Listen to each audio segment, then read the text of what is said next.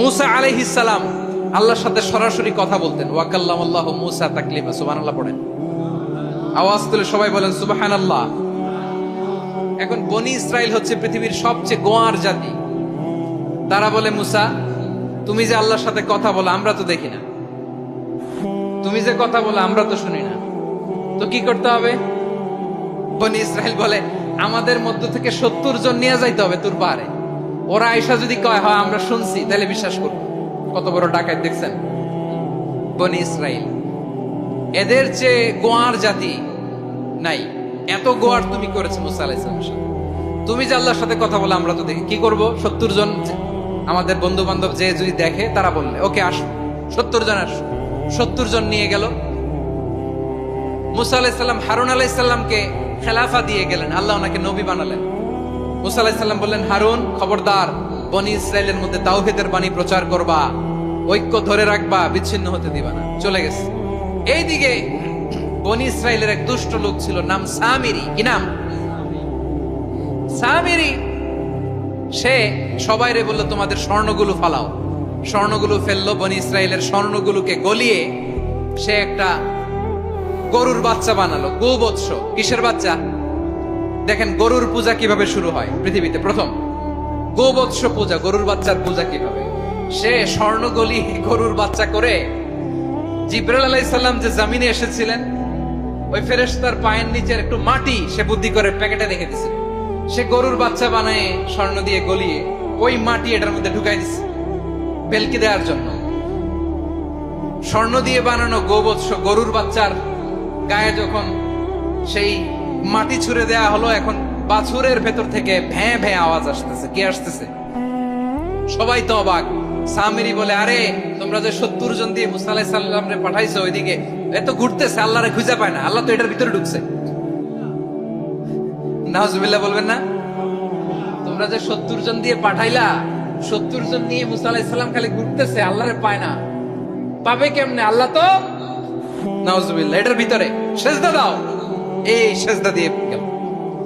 আল্লাহর নবী হারুন আলাইহিস সালাম বললেন, খবরদার, এটা সুস্পষ্ট শিরক।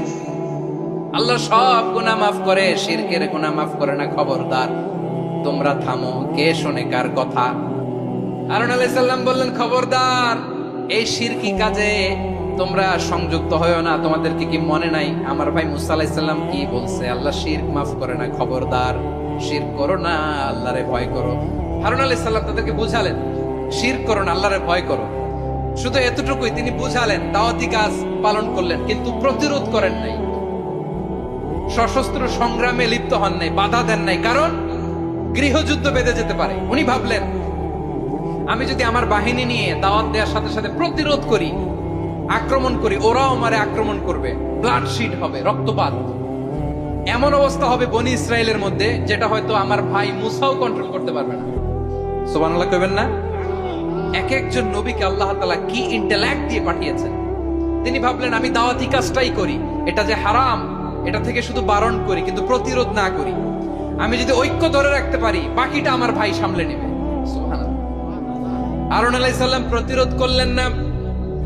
বনি ইসরায়েলের মধ্যে গৃহযুদ্ধ বেঁধে যাওয়ার আশঙ্কায় প্রতিরোধ করলেন না, আক্রমণ করলেন না, শুধু দাওয়াত দিলেন। ইন দা মিন টাইম মুসা আলাইহিস সালাম আল্লাহর সাথে কথা বলে যখন ফিরে আসলেন, দেখলেন বনি ইসরায়েলের অধিকাংশ লোক মুশরিক হয়ে গেছে। মুশরিক হয়ে গেছে। মুসা আলাইহিস সালাম রেগে গেলেন। রেগে প্রথমে বনি ইসরায়েলদেরকে অ্যাটাক না করে ভাইয়ের দাড়ি ধরলেন। হারুন আলাইহিস সালামের দাড়ি আর চুল। মেজাজি নবী ছিলেন। হারুন, তুমি কি করলা? তোমার কি দায়িত্ব দিয়ে গেলাম, তুমি কি করলা? তুমি থাকতে বনি ইসরায়েল কেমন করে শিরকের কাজে নিমজ্জিত হয়ে যায়? ও আমার ভাই, আমার দাড়ি ধরবেন না, আমার মারবেন না। আমি ভয় করেছি, আমি ভয় পেয়েছি। না জানি আপনি বলেন, তুমি কেন খশিতু আন তাকুলা ফাররাকতা বাইনা বানি ইসরাইল। আপনি এসে আমারে যদি বলেন, তুমি কেন ঐক্য ধরে রাখলে না, কেন মারামারি হলো, কেন রক্তপাত হলো? তোমার কি এই দায়িত্ব আমি দিয়ে দিয়েছিলাম? আমার কথার দিকে কি তুমি প্রক্ষেপ করো নাই? আমি যে বলছি তাওহীদের বাণী প্রচার করবা আর ঐক্য ধরে রাখবা, আমার কথা কি শোনো নাই? আপনি আমারে ধমকাবেন, এই জন্য আমি প্রতিরোধ করি নাই, আক্রমণ করি নাই, গৃহযুদ্ধ আটকানোর জন্য, কিন্তু আমি দাওয়াত দিয়েছি। সুবহানাল্লাহ পড়েন। ঐক্য ধরে রেখেছেন। মুসা আলাইহিস সালাম মুহূর্তেই সামিরিকে আক্রমণ করলেন, অ্যাটাক করলেন, শাস্তি দিলেন। মুহূর্তেই ওই গোবৎস গরুর বাছুরকে ভেঙে চুড়ে মেসাকার করে সাগরের মধ্যে ভাসিয়ে দিলেন। পুরো বনি ইসরায়েলকে আবার তাওহীদের উপর প্রতিষ্ঠিত করলেন। পড়েন সুবহানাল্লাহ।